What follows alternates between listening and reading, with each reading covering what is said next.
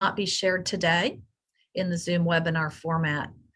For confidentiality purposes, we recognize that some people are conducting a confidential job search, and so we ask that you respect that.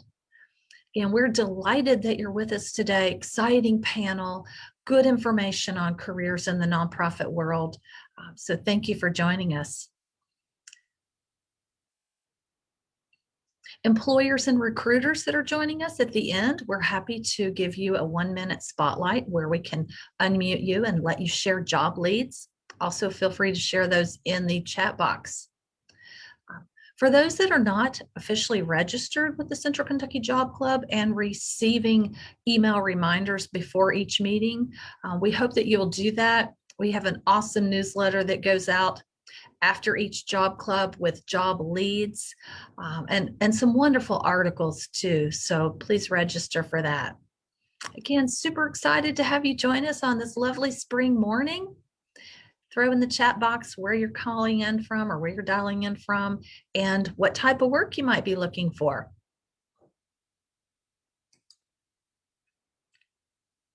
Welcome, Krista. Glad that you and your team are joining us this morning. Yes, we miss seeing you all too. So optimistic that we will be back in person with Job Club in the fall, but right now, grateful we can offer this Zoom format.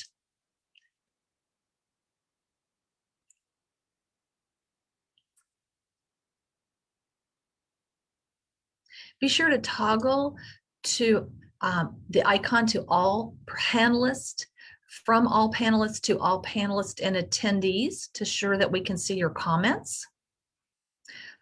A trick would be to also open a Word document and cut and paste resources from that chat box to your Word document so you can look those up later. Again, good morning and welcome to the Central Kentucky Job Club. Thanks, Joe, for joining us from Georgetown. Good morning. Zeke from Lexington. Hoping to move into nonprofit work. Well, this is the day to come for our panel. Again, welcome. Thrilled to have you with us. Sandy, good morning from Lexington. We recently looked at some of our metrics, and we've had people log in from over 30 states and participate in Job Club. So I know that we have lots of out-of-state people with us today as well. Lots of good transferable information that our panelists are going to be sharing with you today.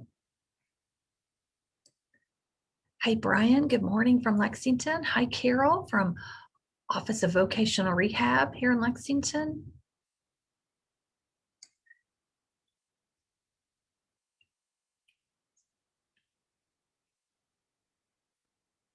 Again, watch for that newsletter that'll come this afternoon. It'll come after lunch with job leads and great articles. We always send that out after Job Club.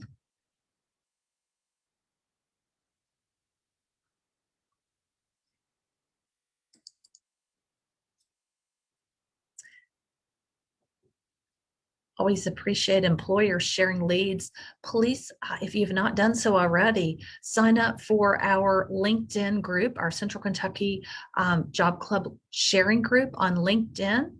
When we receive job openings that are quick turnarounds, we put them in that group page on LinkedIn. And if you keep an eye on that, you might hear about some opportunities between Job Club meetings that could fit what you're looking for.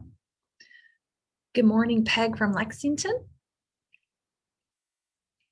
Lots of good information we're going to be sharing in the chat box today during the presentation. Thank you, Diana, for keeping that going. Welcome, Tanya from Lexington.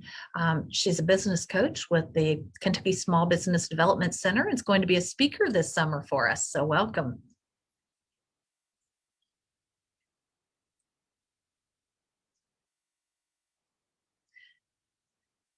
Lots of people still signing in. Good morning, Becca from UK. Good morning, Keith.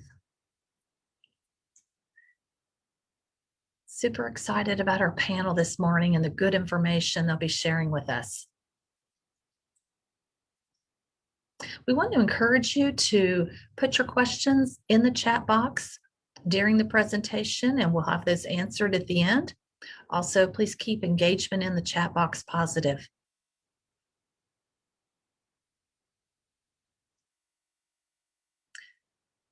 Job Club's always one of my favorite days of the month. It's nice to reconnect each time with our folks that attend.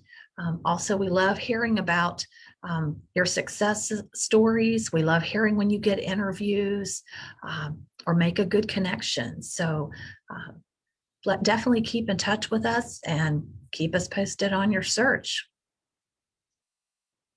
A reminder, we are on Facebook Live today. So a good way for a broader audience to hear the excellent content.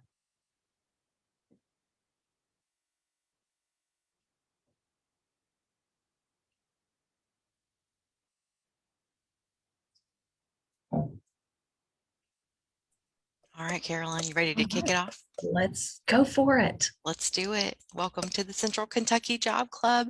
We're so grateful for the group and thank you so much for being here today. We're going to get started now. Here's a quick agenda for what we're planning for today. Welcome, success stories. Our main speaker is a panel on nonprofit careers. We'll share some active job leads, give some partner updates, and talk about what's up next at Job Club. Next slide, Ellie. Thank you. Here's our Job Club facilitators team, Diana Doggett with Fayette County Extension, Caroline Francis, who was just on screen, Director of Alumni Career Services, myself, Amanda Shagney, Associate Director for Alumni Career Services, and Nicole Waite, Employment Specialist over at UK Steps Temporary Employment. Ellie Goodman with the Alumni Association's managing our screen share. Thank you. Hannah Sims as our program coordinator, helping with marketing efforts. And special thanks to Suzanne Smith. Watch for an email from her today as she is managing the Facebook live stream, and she'll send out the active job lead newsletter this afternoon. Next slide for me. The mission of Job Club is to provide a positive environment for job seekers to network and learn best practices for the job search. We meet on the second and fourth Tuesday of each month, and you can find the schedule of topics at ukalumni.net/job club. We're currently working on the summer schedule, so if you have ideas for speakers, feel free to shoot us an email. We'll have that schedule out soon. We do plan to be on Zoom webinar for the summer. We are very hopeful to be back in person for a hybrid option, online and in person for the fall. We will see what happens with COVID for that one, but for now, online due to COVID-19. Welcome to our first timers. If it's your first time at Job Club, know that this group welcomes you. We're so grateful that you're here. You're going to receive a follow-up email later today with the job leads. There'll also be a survey on there, which will put you on our newsletter list. So be sure to sign up and complete that. The first timer survey really helps us to build the programs for Job Club so we know what your needs are. Thank you. All right, free resources. Last year, the facilitation team spent a tremendous amount of time building out this resource packet. Know that there's job search FAQs in there, networking opportunities. Many are meeting virtually right now.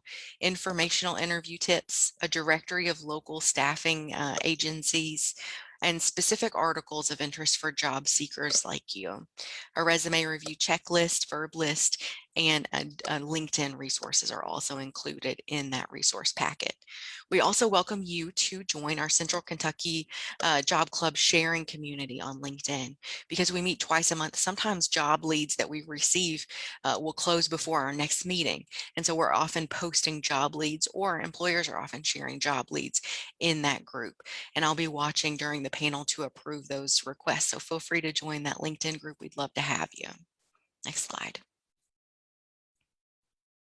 Success stories, one of our favorite parts of our job. And I haven't gotten any emails yet, but I'm curious from you.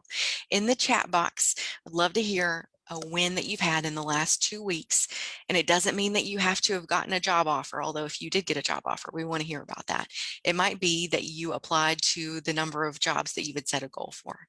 It might be that you set up a Zoom networking meeting with a previous colleague or someone that you're networking with, someone new. So we're watching the chat box here for a couple of success stories to share.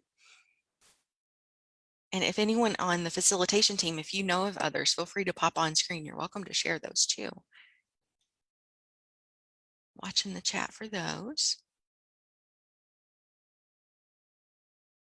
Looks like someone in the chat had an on-site interview yesterday and one later this week. Oh, good luck, Becca. We're rooting for you. Wonderful.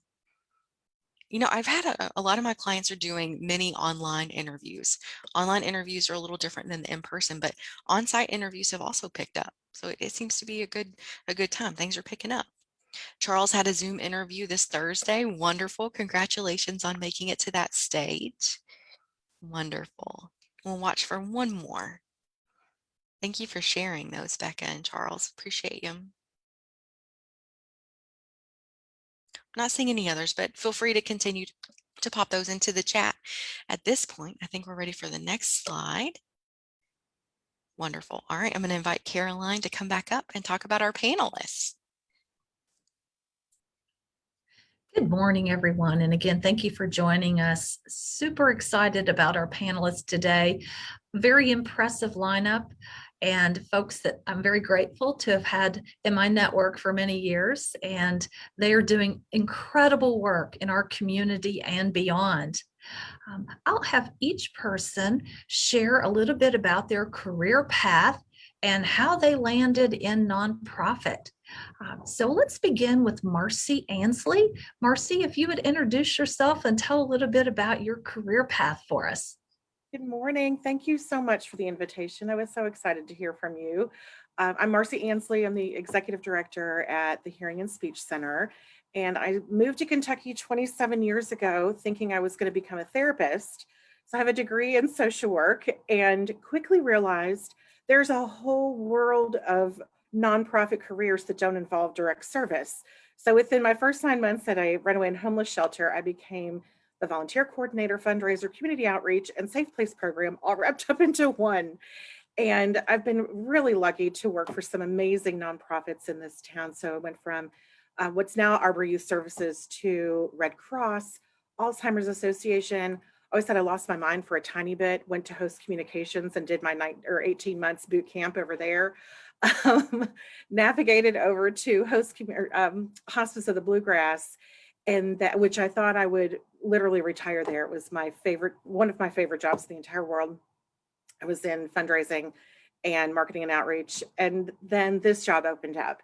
The Hearing and Speech Center has been near and dear to my heart for 20 years. My baby boy is 20 in a few months, and we've been here since he was 2 months old. So he has hearing loss and fluency disorder, and I'm a proud mama. He's the poster child of early intervention. So when I got the phone call from the board president that this job was open, I was blessed just immensely, and of course said, yes, let's talk about this. And that was 10 years ago.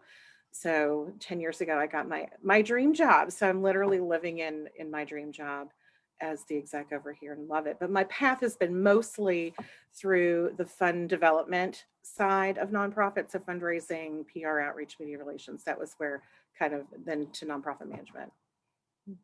Thank you for sharing. Lots of great organizations. Danielle, Clore, you're next. Share a little bit about your career path. Great, thank you again. Like Marcey, I was excited to get this call and appreciate the opportunity to visit with everybody this morning. And also like Marcey, I was looking for a direct services career. I thought I have a bachelor's degree in psychology and envisioned that one day I would get my master's in social work, and wasn't really sure exactly what that would mean. But again, I envisioned direct service. And so this will take some folks on the call way back. I was looking for an internship, and I opened the phone book, not even sure where you get one of those these days, and opened it up in the yellow pages to social services. And I sent a resume and cover letter out to every nonprofit that interested me in that section. And I received a call from Catholic Social Services at the time, and they said, yeah, we need someone to help us in the office a couple hours. So I was there for probably 3 years while I was in college at Transy, and then as I kind of transitioned out into the workforce. And through that experience, I realized I didn't want to do direct service. I wanted to run an organization like Catholic Social services. So I changed my career path pretty quickly. I got my master's degree in public administration instead of social work, and then did a variety of jobs that had nothing to do with nonprofits. My first real nonprofit job was at an organization in Danville. As a volunteer administrator, which is often kind of a first good dip your toe into the nonprofit waters, and also dabbled in development and fundraising in that job, had several jobs again in fundraising for the next couple of years, and then ultimately was remembered at the Martin School for complaining as a graduate student that their coursework could have been beefed up in the nonprofit management area. So they had an opportunity at that time for a grant with the Commonwealth of Kentucky, and this was under the Patton administration, to do some work to strengthen nonprofits. And so that was 19 years ago. And they called me and said, okay, the squeaky wheel gets the grease. Can you help us create this? And so over a long and bumpy journey, that program, which was an outreach program at UK, is now an independent nonprofit, the Kentucky Nonprofit Network. We're the state association of nonprofits. And so I have grown tremendously as a professional through that role, from taking my work in development and volunteer management to having to now manage a budget, manage a board of directors. So I have grown along with the organization, and it's certainly been an interesting journey. Danielle, back when I was a director of a nonprofit many moons ago, it was before your organization started, and I needed your organization so much.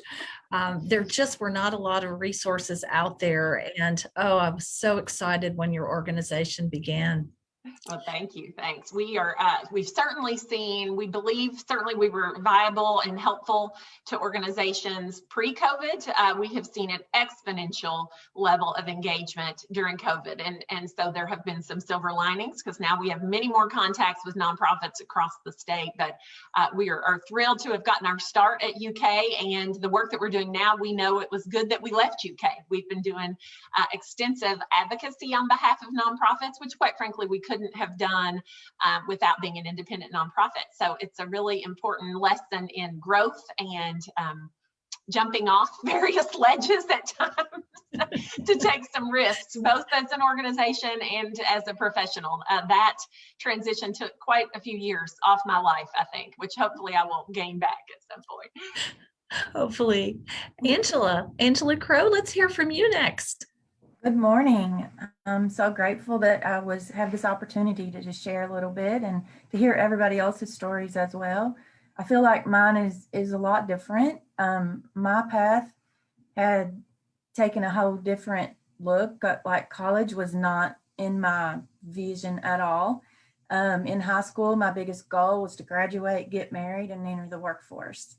And so this was a long time ago. I don't want to tell my age or anything, but it was normal back then for someone to come out of school and get married and go to work and not even think about college. So that was kind of my big thing. But I did see that I needed some skills. And so my senior year, I took all the business courses that was available to me and earned a vocational certificate in business. And so I feel like that helped me. You know, there was these important skills like shorthand. I mean, to my credit, I did get up to 100 words a minute, but what is that doing for me now? I don't know. But so things like that, maybe not so useful, but at the time they seemed important. But that just shows you how much things have changed. And so I did end up getting a job at a trucking company locally. I grew up here around the area in a smaller town, about an hour from Lexington. And for me, though, I felt like that I had to prove myself because I didn't have a degree. And so for over those times, I would just learn every aspect of the job, everything, not even like my position. Like, I would learn how to do all the roles, and I would learn a lot and try to do the best that I could. And in that, I became like the go-to person for many, many things. And, you know, it got to the point to where they would leave and go on vacation and leave me in charge. And like, you know, I can look back now, it's like, whoa, you left your whole company in my hands for 2 weeks. But at the time, it was just, I knew how to do it. And I ended up managing a storage business, dispatching drivers, doing the payroll, maintaining DOT files, and like all of this stuff. And so, but it got to the point to where the business itself was going down. And so I also personally, there was a lot going on in my life at that time. And I felt like I needed a second chance and a new start. And so honestly, I did not have a nonprofit in my mind. I just needed a job in administration. That's what I was looking for. And a family friend that was on the board of an agency that was funded by United Way at the time told me they were looking for administrative assistant in the community investments department. And so I applied and interviewed and got the job. So I started working in Lexington and driving an hour each way for several years. But after 4 years, I was managing the gifts and kind business. You all might remember that, the warehouse, all of the things and the applications the agencies would apply. But I had a passion for photography and I wanted to give that a chance and see what I could do. So I left for 2 years and worked in my hometown newspaper as a photographer and reporter. But I soon saw that that wasn't gonna like go anywhere or advance more than what it was. And I kind of got a taste for it, but I was like, okay, I'm ready to go back to Lexington. I'm ready to go back to work to where I can actually like advance and have more opportunities. And so just happened to be in the right place at the right time. I came back to United Way for just a visit and told the president at the time I'm looking for work. And I was leaving and went to the door and she came running after me and yelling my name. And she said, while we were talking, the administrative assistant in RD department just gave her 2-week notice. The job is yours if you want it. And so I took it on the spot and came back. And so long story short, I've been back for almost 17 years, or worked there almost 17 years cumulatively. I've been back for 13. And it's actually a better fit for me. I love the RD department. But from the get-go, I told them, I said, I want more opportunities. I don't want to stay in admin. So again, I'm started proving myself and I've just started learning everything that I could learn and soaking up like every opportunity that they would give me to do more. And so I've worn many hats over the years and happy to say now that I manage our database. I run all the campaign reports and do all of our data mining and research for major gifts and love that. I love the numbers. I guess I'm a bit of a geek, but I've done a lot of those things, but also feel like that it set me up for things that I didn't even know were coming. So there's been huge changes in my life the last few years. And all of this has kind of helped me get to where I am. But I started my own nonprofit in 2019, and it's called Faith Walk Ministries. And I serve women who have been in abusive relationships. And I'm currently partnering with Grace Place to co-lead a group for women in recovery and shelter. And I'm a certified Christian life coach. But bigger than that, I'm now a full-time student, something that I never saw for myself at all. I am at Liberty University pursuing my degree right now in religion and Christian counseling. And so I think big things are on the horizon. I don't know exactly what they look like, but I'm just been so grateful for the opportunities that have been given to me and be able to just grow and learn even more. Awesome. What a journey. Thank you Right for now. sharing. Thank you. Rachel with Goodwill, Rachel Hoover, share a little about your career path and how you landed in nonprofit.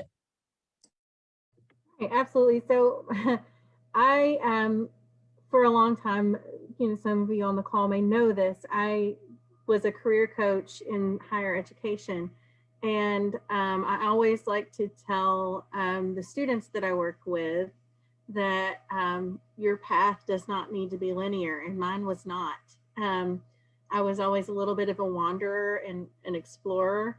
And I remember when I was asked, junior, senior year of high school, what do you want to to do after you graduate. And I wanted to just keep writing and reading and, and doing those types of things. And so I didn't know what I wanted to do, but I knew I needed to go to college. I knew I wanted to go to college, and I ended up pursuing English and becoming a teacher. And through that, I realized that I was sort of on the right path, but sort of adjacent to where I needed to be. And so I got a master's in a counseling field and worked with students in higher ed for over a decade with career coaching. I always knew that it was important to me to do something that was mission-centered, that was geared toward helping people, that was creative. And so that is how I sort of landed in those fields. And then a couple of years ago, through a good friend, Amanda, who's on this call, landed this opportunity. And it really felt serendipitous. I had flirted with the idea of moving into nonprofit previously, was a little nervous because it was a brand new world for me, but also something that I felt was really strongly aligned with my values to do something of this nature. So when the opportunity came across the way for me, Amanda was very encouraging and helped build my confidence to apply and ultimately interview for this role as Director of Career Services at Goodwill. And it was, the rest is sort of history, as they say. I've really enjoyed working. So the student population is sort of a microcosm of the greater world of who we serve at Goodwill, and who we help in the world in terms of career coaching and things like that. But it has been so rewarding to be able to serve folks at a greater depth and help folks at a deeper level through Goodwill the last couple of years. Thank you. I think often people, when they're earlier in their careers, they don't think about nonprofit, but later, mid-career, even later, values become more important, and we want to give back and help others. And so typically that is when I see a lot of clients make a transition to the nonprofit world, or sometimes they might be disillusioned by the for-profit world. It's interesting, you'll come from so many different backgrounds or degrees to land in nonprofit. So that's encouraging for people wanting to make career changes. My first question for our panelists: what advice do you have for someone who's considering a transition to the nonprofit world? And Danielle, would you begin sharing some advice on advice you would give? Absolutely. I think I was just looking at our career center before hopping on this call to see the kinds of positions. And so, you will see, because our career center is solely focused on nonprofit open positions. So that is helpful for anyone who's ever hired. In the nonprofit world, they get lots of resumes from lots of different backgrounds. And some of those skills, you see a very clear path to translate to nonprofit work, depending on the position, and others you don't. So I would encourage folks who want to make this transition to try to gain some tangible volunteer experience if you don't already have it. And then when you're crafting your resume or your cover letter, really draw those distinct lines. So if you have finance experience, mention that, of course, if it's a finance position, but talk about if there are gaps, be very clear about that. Because one thing I think I can say 100% is, and this is maybe true for other sectors, but I've really only worked the bulk of my adult life in the nonprofit world, you never stop learning. Certainly, you may have thought you understood everything about nonprofit management pre-COVID, and that's been turned on its head. So I think recognizing that you're making that transition in a cover letter is absolutely welcome and refreshing.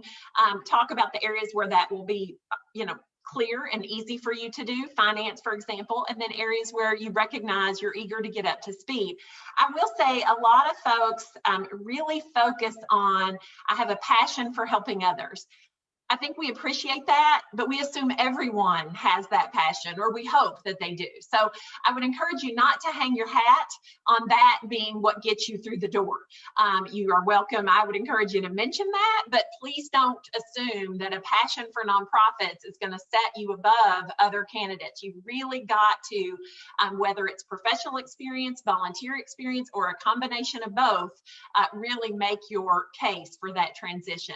The other thing, we just went through a recent interview process, so this is fresh on my mind. The other I would say is, for goodness sakes, please follow directions. If folks tell you that they want a cover letter in addition to the resume, submit the cover letter.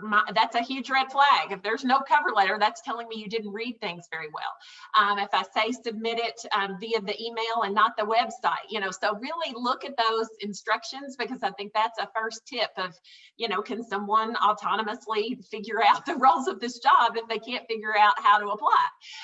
So again, some of those things I think are really easy to overlook, but don't be afraid to toot your own horn. But really, again, look at that position, weigh your skills and experience, again, professional and volunteer. And if you don't have that volunteer experience, this is a great time to get some. Nonprofits need volunteers, both virtual and in person. And so hopefully that will help give you a leg up. Great advice. Rachel, what would you like to add to that?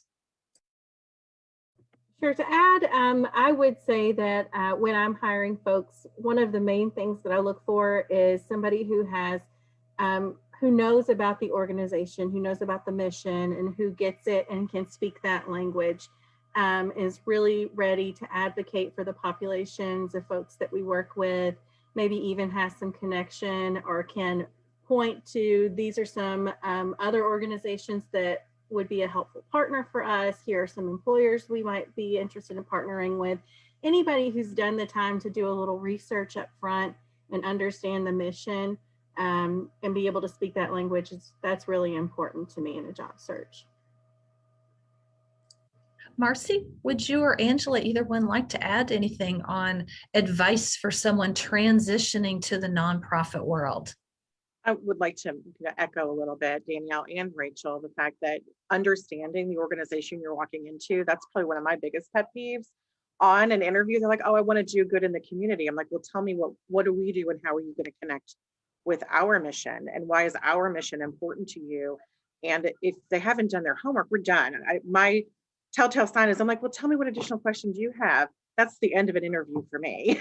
So I'm like, doing your research. And I think and using that opportunity to brag, I don't think people do enough of that to show, if for us, I'm like, we're in a massive old school. If you have a history in working with pneumatics, in boiler systems, tell me. That means a whole lot. Even if you had been a social worker, if you know those little nuggets, because we wear so many hats here. So to understand where you're going and try to really brag about yourself.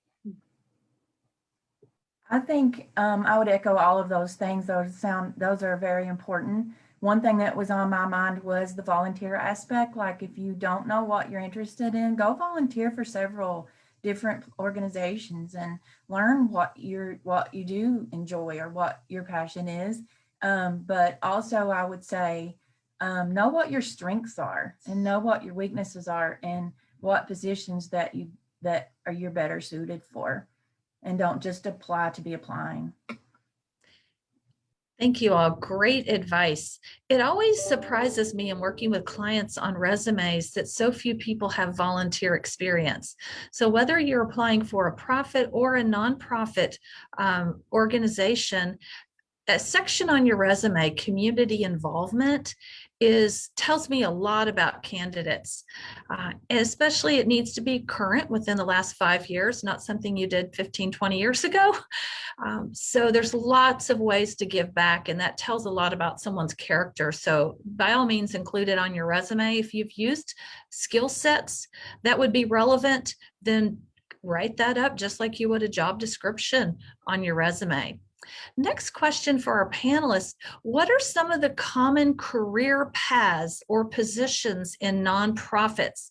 I know Danielle had mentioned that a good foot in the door job is often volunteer coordinator. I heard Marcey say that that was one of her early jobs, but I'd love to know more to share with our audience career paths, but what types of jobs do nonprofits need so that our audience can get their, get their mind thinking about how they could make a transition.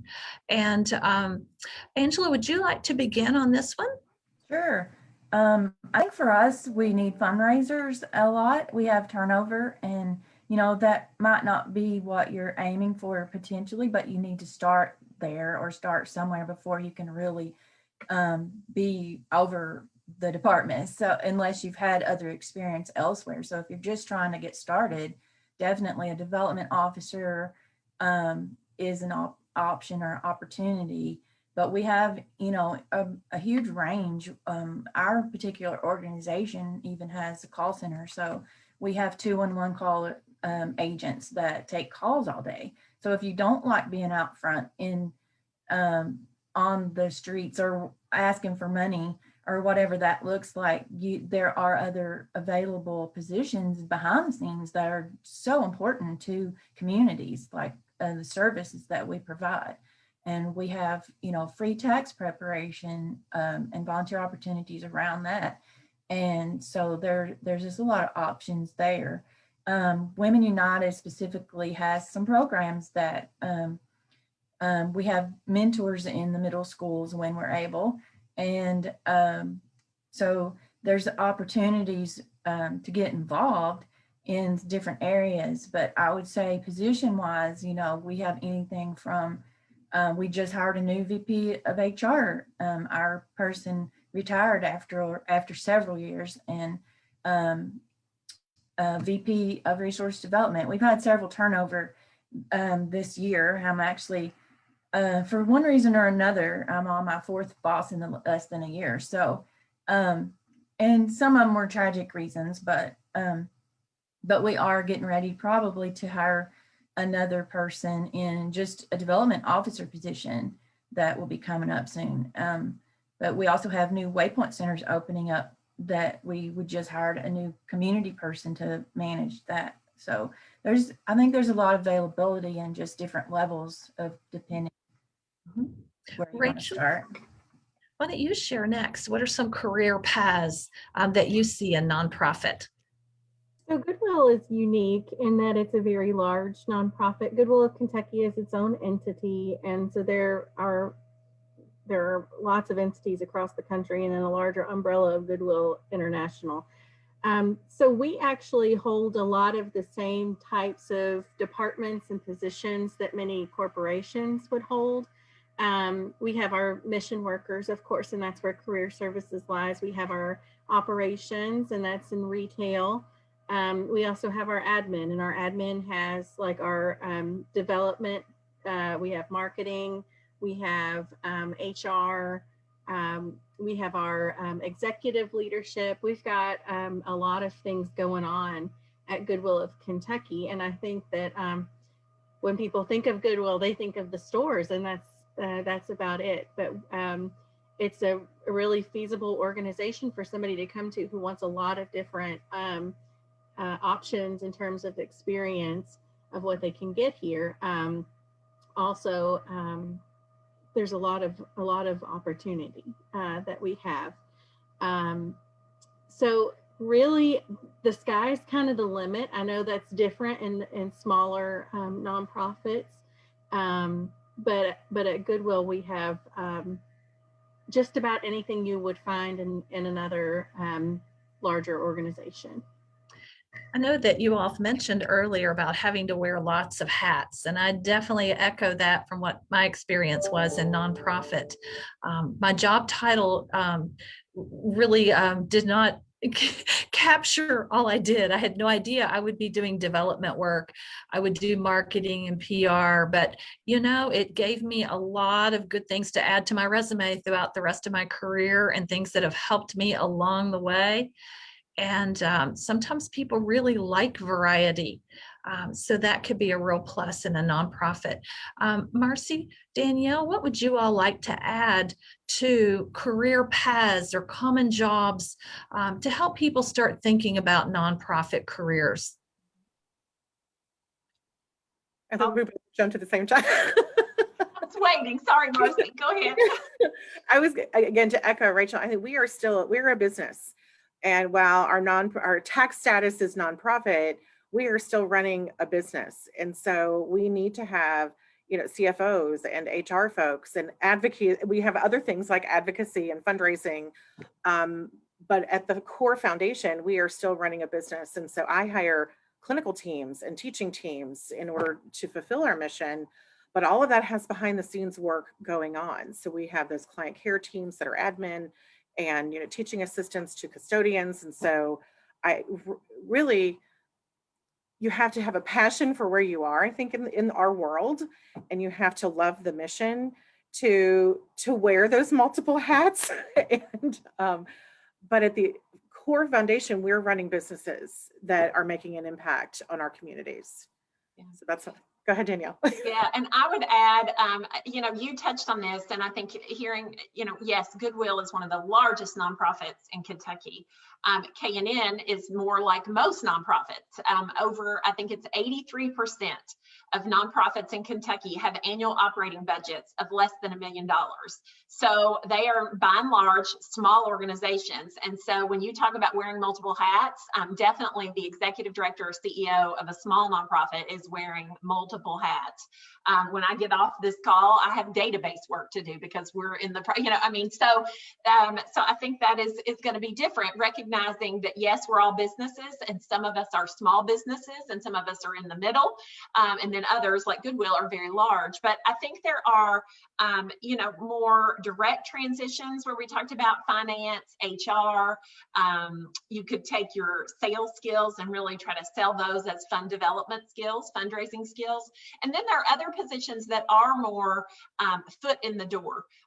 So that might be administrative, volunteer coordinator, special events planning, are all kind of entry-level positions that allow you to really shine and show some of your other skills. And again, your willingness to learn and build on some of those basics to learn more about nonprofit management. So I think there are a couple of different ways to kind of go about it. One is, again, selling those transferable skills you already have and want to just, take to the nonprofit world. And the other is, I've got some of those skills, but I really need to just get my foot in the door so that I can build that experience on my resume in the nonprofit world. And again, for me, starting out, that's exactly what I was doing at Catholic Social Services. I just needed something on my resume to show that I understood how a nonprofit ran, and I was willing to do the work to help that particular organization succeed and grow. So I think depending on where you are in your path, that's what I would recommend of how you kind of look at that overall.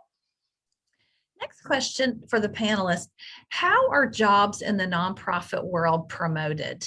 I know idealist.org, there are a lot of nonprofit jobs that are posted on Idealist, but what advice would you give people on looking for nonprofit work in their communities, whether it's local or further away? Please share with us some advice on that. Rachel, would you begin? Sure. So for Goodwill, we're mostly posting on our job board, and you'll see some of those openings on Indeed or LinkedIn as well. I am open to having folks who are interested in the organization reach out to me. I do direct hiring for career services in the East region. And so, if anybody's interested in, being a career coach or anything like that, it is helpful for me, even if we don't have an opening, for somebody to reach out and express that interest. And then when we do have that opportunity later on, then I'm able to remember that person and give them a call. I have the very fortunate position of being in an organization that's growing our mission and our reach. Our retail stores completely fund our organization. They completely fund our mission. So we are constantly adding new career coaches, new training facilitators. So for me, I'm really excited when people are seeking us out and saying, I love what Goodwill is doing. And what we do largely is folks who have are living in extreme poverty, are needing second chances for work. Maybe they have a criminal background that's really preventing them from getting work. Maybe they have disabilities. I'm looking for people who are willing to take a step out and reach out to me. And I've had several meetings with folks who have found me on LinkedIn or found me through connections and said, I'm just really interested in the work that you all do. And I've been fortunate enough to be able to hire some of them. Marcey, what would you add on how people should be looking for a job in the nonprofit world? For Kentuckians, we have a lot of luck with KNN. So the Kentucky Nonprofit Network Jobs Board, we have hired a lot of folks through there. And again, because we're hiring clinical and teaching staff, we go directly to industry specific job boards. So if I'm looking for an audiologist or, a speech pathologist, we are working with those industry specific, but KNN has been our most successful for what I would call your traditional, yay, Danielle, your traditional nonprofit work. It's been the most successful for us, for sure. And networking for me is huge. I think that's the biggest important takeaway for all of us, is that never be afraid to reach out and talk to anybody in an industry that you're interested in. One, we love to talk about what we do all day long. We love it. And we want to be there for people who want to join our crazy world. And so I think networking is key. I was going through my brain last night on the various positions I've held, and it was all through networking. And so I think that's really important to throw that out there. Absolutely. Sometimes clients will say a job fell in my lap, and I'm like, jobs do not fall in your lap. It's because of good networking along the way that you may not have realized you were doing. Right. Well, and Carolyn, I would add, and I'm thrilled to hear that that's been helpful for the Hearing and Speech Center, because I know that's the intent of this job board. The other aspect of the job board that I think is important for those searching to know is you can set up alerts. So when new jobs are posted, it will email you that. You can also post your resume. And I don't know, hopefully more and more of our employers are using that, but we use it at KNN where we're hiring. We're able to see who's looking because it is highly likely that we may miss them somehow in our marketing of the open position. So if you are looking, I would urge you to upload your resume into that and then set up the alert. And then I know a lot of organizations are on social media when they're hiring. They're including it in their e-newsletters. LinkedIn, of course, you can post things there. So I think really any and all, but again, we really love for our job board to be helpful. Again, and Marcey mentioned this, sometimes they're very industry specific. So if you've got a background in a certain area, then you're going to want to definitely plug in there. But again, if you're trying to get your foot in the door or trying to make that transition that's not necessarily industry specific, I definitely urge you to check out our Career Center and take advantage of some of those alerts and things. And hopefully when we get back to more in-person networking, especially for women, there's Women Leading Kentucky. A lot of folks really count on the networking that happened there. And then certainly civic organizations, so I think really kind of getting yourself out there and networking in any way possible when we can would be really helpful. I know when I'm working with clients and they're not sure where to volunteer or if they want to do nonprofit work, I always direct them to large city United Way websites. United Way of the Bluegrass, or large cities in their region, their United Way, because it's an umbrella for many agencies. And I just say, go read the agencies and see which ones you feel an affinity for. Maybe you want to work with children, but you don't know what agencies that locally work with children, or maybe the elderly, or so find niche populations that you want to work with, or learn who's doing that kind of work. Yeah. Also, I always encourage clients, in order to try to become more involved in their communities, to find the fundraisers, the annual fundraisers that the nonprofits are doing in your community. because most nonprofits need people to help pull off their fundraiser. So whether it's setting up, checking people in that night, breaking down, picking up donations, all nonprofits typically have one big fundraiser, and hopefully post-COVID that's going to really kick back in gear here. Those are great ways that you can volunteer, get a feel for the organization, network, and it's something wonderful to add to your resume. Angela, Oh, go sorry, ahead. Carolyn, I wanted to add, I just put in the chat, we have our member directory we get that request all the time. I want to volunteer. I don't know where to start. This directory doesn't necessarily post volunteer opportunities, but it is broader than your typical United Way, and then it includes arts and environmental organizations and all types of nonprofits, and it's searchable by zip code. So if you're out in a different part of Kentucky, you're able to search and learn about organizations. But that's a question I get a lot of, who's looking for volunteers? Well, not every nonprofit utilizes volunteers. I want to be sure we clarify that, but those who is, I mean, there are hundreds, if not thousands of them. So, and then you mentioned a really great point. K&N will be hosting the 9th annual Kentucky Gives Day in May. And that is a virtual way for you to champion and connect with your nonprofit, encouraging your friends via social media to support the organization of your choice. So there are lots of virtual ways, and even through awareness, to really engage with a lot of organizations. So I think that's a great point of when organizations see, wow, this is someone who's a fan of our organization through a variety of different ways, that definitely puts you on the radar. Excellent. As we're starting to round out our panel of questions that I've prepared, I'd like for our audience to put in the chat box, what are some of your questions? I know that you have burning questions, so please put those in the chat box now, and we will get to some of those. Would anyone else like to add anything on advice on networking, or how the job search might be similar or different in a nonprofit versus a profit world? I welcome some feedback here from our panelists on anything else you'd like to add before we do our lightning round question.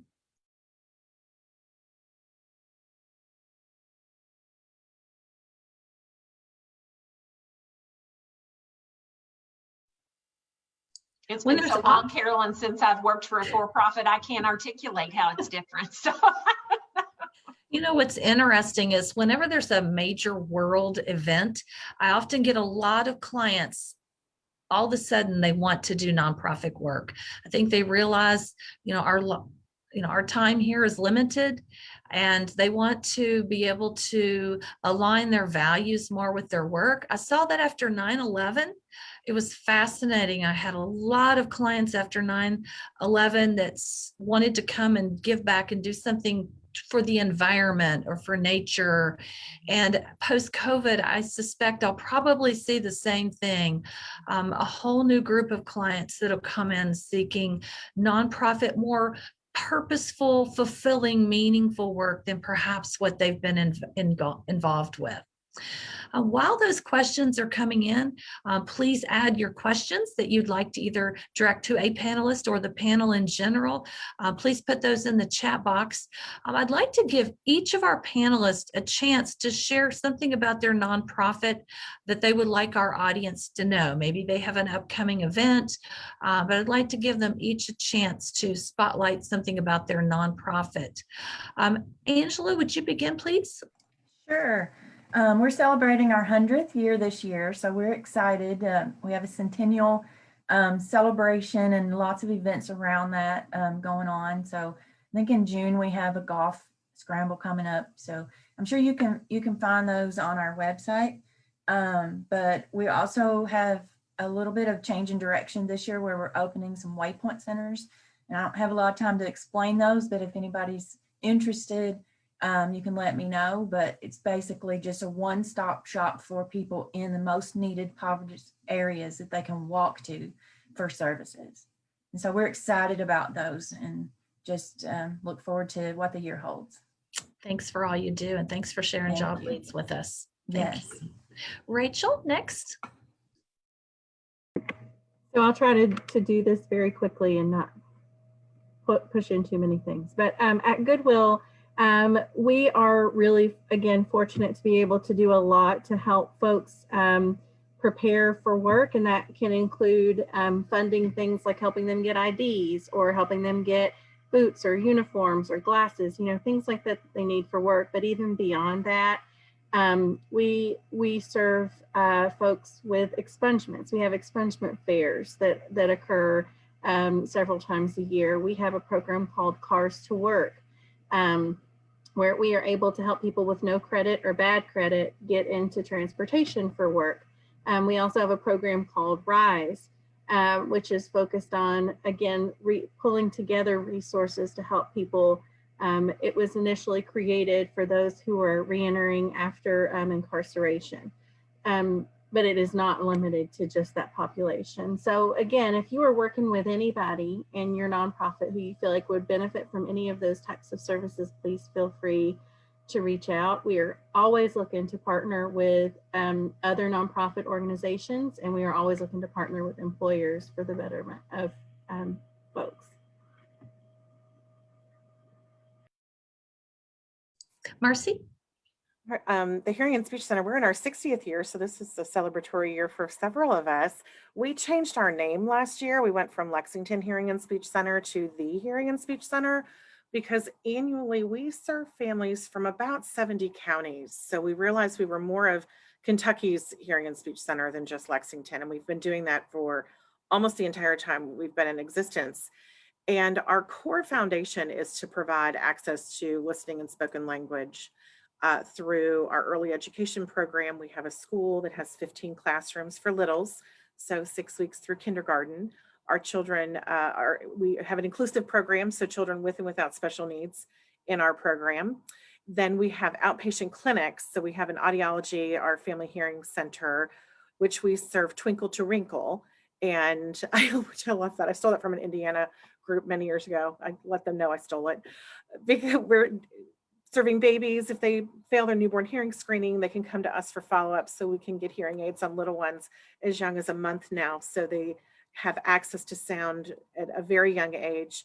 And then our oldest client right now is 104. So our lifespan on giving connections, because ultimately our core belief is that with the foundation of listening and spoken language, you have those connections to your family for education and schooling, for vocational outreach, and then quality of life. So we want to ensure that everyone has access to sound and then our speech language therapy program.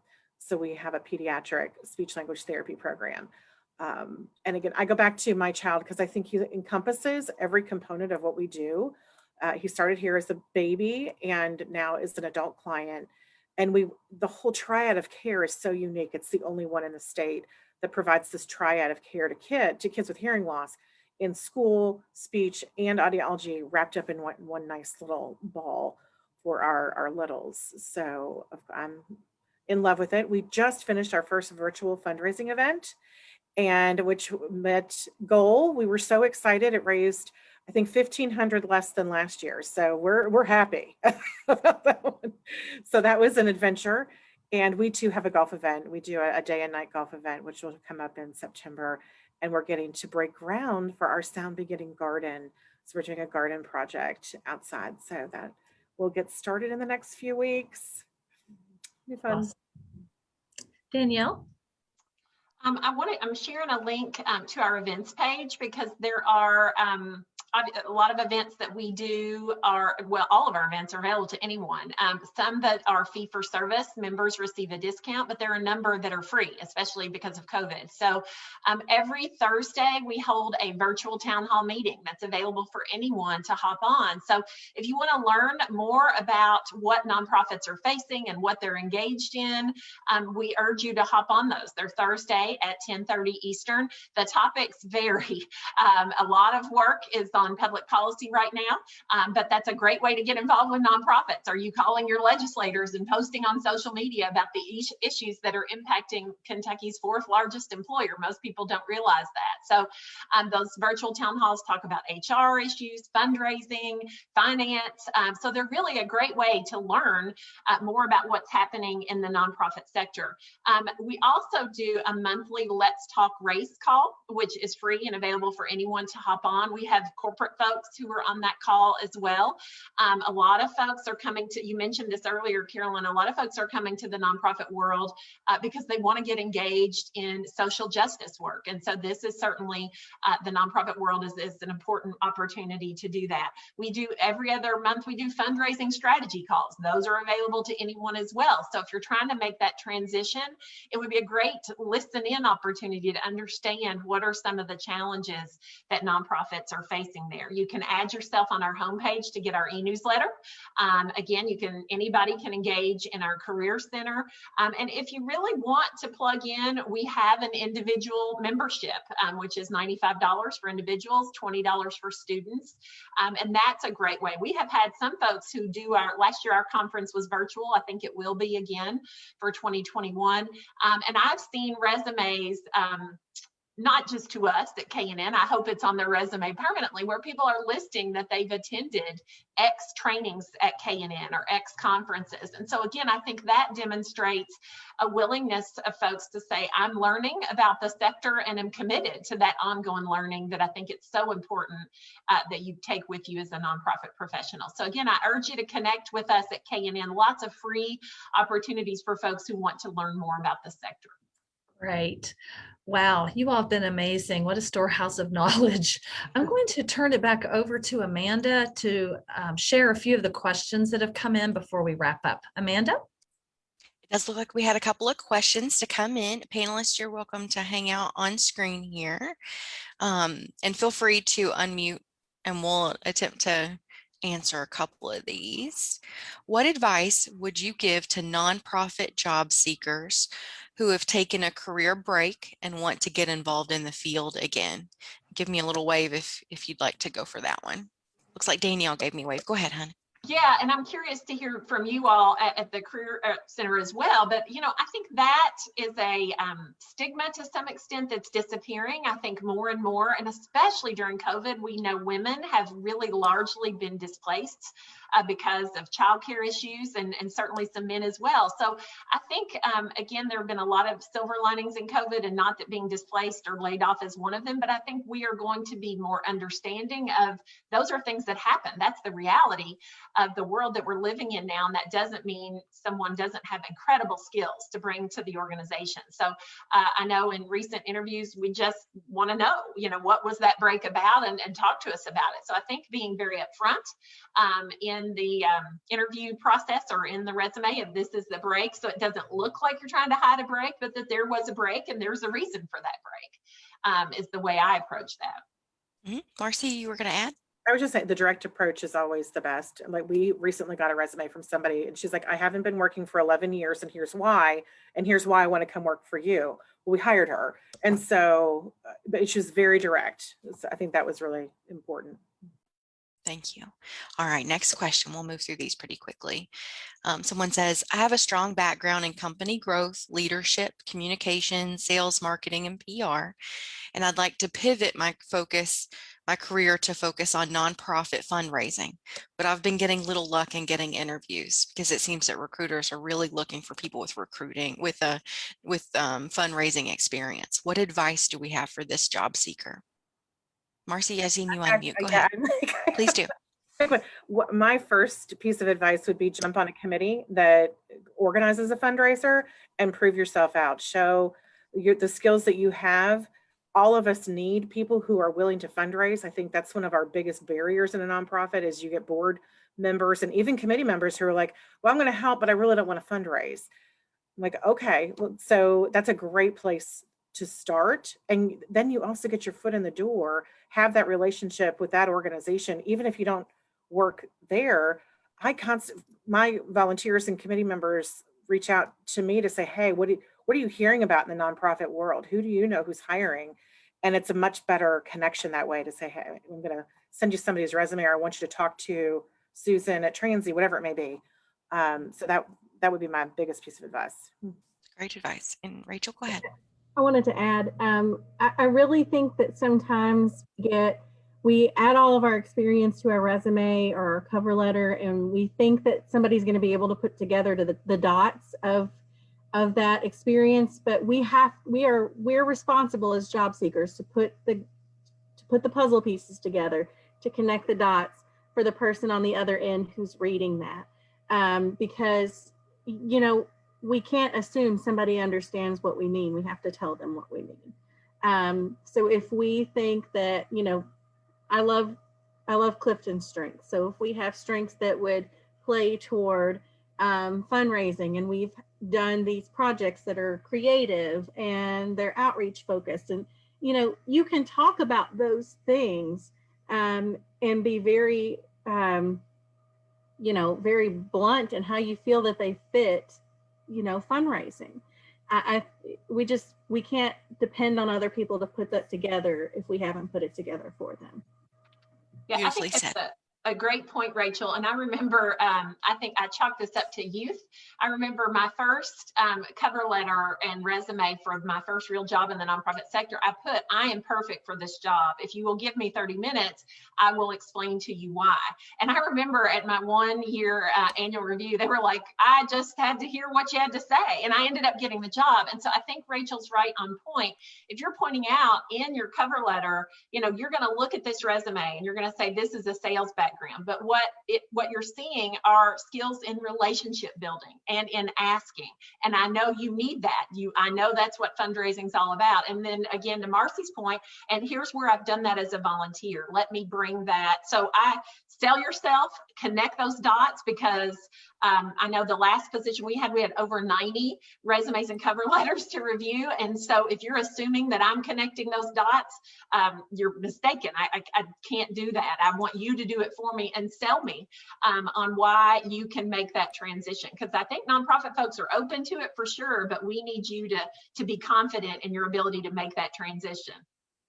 I would just like to add too that a lot of sales background is good for fundraising, because we actually have been trained in our organization on consultative selling. And basically your services are your product. And we relate that and treat it a lot of the same way. So it could very well transition into that fundraising. Fabulous advice. All right, last question for the group. Are there part-time opportunities available? And if yes, what type of positions would those be to watch for? I see Danielle, you're nodding. You want to go first? Yeah, I would say all over the place, you know, because I think a lot of organizations you've got to dip your toe into the water, unfortunately, sometimes with positions, and we may only have the funding to do it part-time, or the nature of the position may only be part-time. Could that evolve into full-time when someone learns that you have other skills that could actually, as we've talked about, be wearing multiple hats? I think sometimes an administrative position might be part-time, sometimes it's finance, rarely is it fundraising, but sometimes that can certainly happen. But I know there is a trend in the nonprofit sector nationally. I don't know that we're seeing it here locally or in Kentucky yet, about sharing, you know, so a couple of nonprofits all need an administrative person, and they come together and someone's able to do that position for 2 or 3 organizations. But I think it's something we will start to see here. But I urge you to keep on the lookout for those part-time. And I think we're going to see a number of remote positions as well, you know, now that we've kind of crossed over and stopped assuming jobs can't be done remotely. So I think look for those flexible options to be coming as organizations are transitioning post-COVID. Marcey? That we hire part-time in every department, pretty much. At the moment, we have only full-time fundraisers, but from a school-based program, we need part-time teaching assistants to part-time admin, part-time therapists.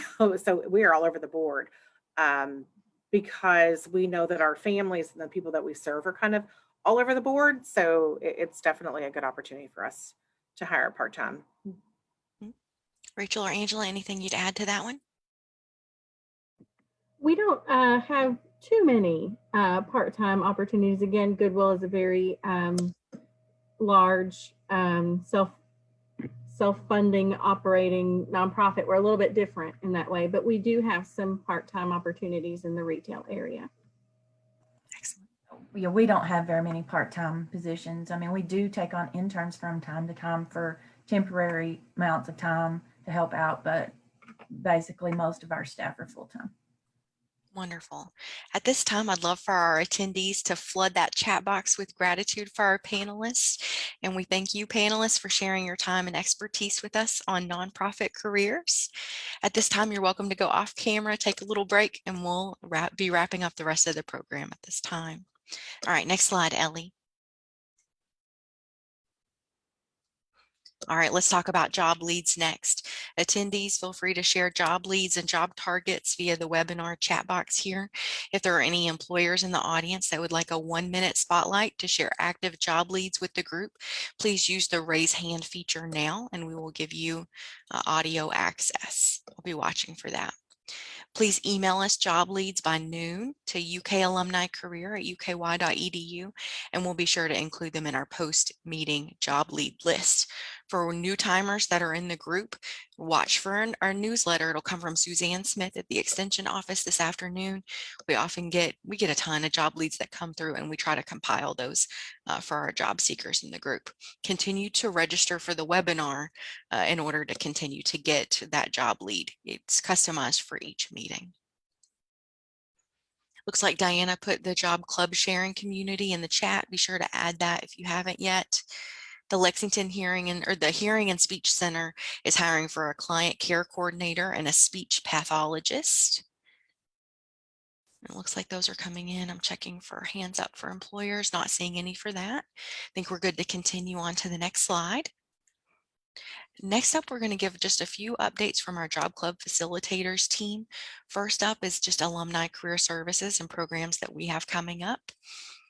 Next month, we have a great webinar. Amanda Mills-Cutright, a UK alum that lives in DC, is going to be doing a webinar for us on coaching skills for leaders, and that'll be on April the 21st, a quick 30-minute set over the lunch hour. We'd welcome you to register for that. Also, April 26th through 29th, we have 8 programs coming up as part of our Leadership Week series. We noticed many of our clients were having professional development cut due to COVID or moved online. So we're offering a leadership series with many of Zoom meetings for networking and sharing best practices for our group. Next up is STEP's temporary employment. I'll share an update on behalf of Nicole Waite. She sent me a message and said that there's a couple of positions that are getting ready to post. So here's some inside scoop from UK STEP's temporary employment. An HR file auditor, 2 positions are going to be posted soon for that one. An employment specialist position. A second shift fix-it dispatcher. Ooh, a fix-it dispatcher. I'm curious about that. 2 of those positions will be posting soon, and those will get posted to uky.edu/HR/employment/temporary employment. Links in the chat. All right, at this time, I'd like to pass it over to Diana for her updates and to close us out.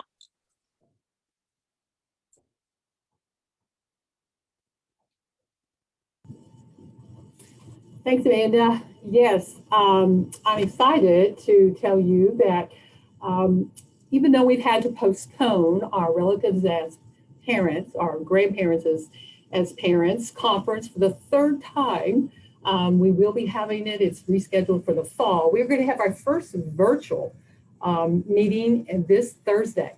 It's going to be a Zoom seminar. And our guest speaker is Norma Hatfield. She's a tremendous advocate for relatives raising children.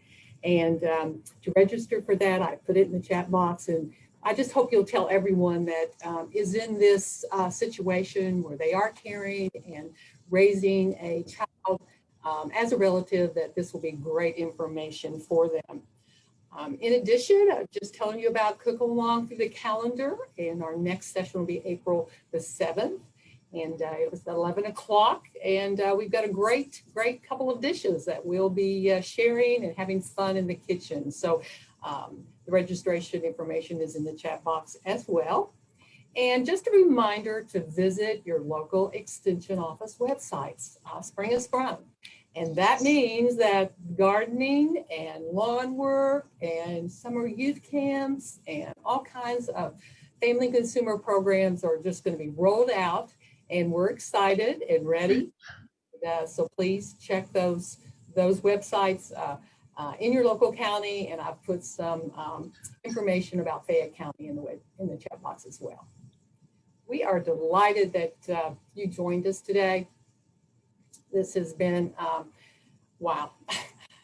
Extension is in many ways a nonprofit, so I can relate so much to volunteerism and just the difference in our type of work and reaching the general public. So thank you so much to our 4 speakers. They just did an awesome job, and I hope you'll reach out to them. You have their contact information, and I know they'll be willing to talk to you, those of you that are interested in that career path.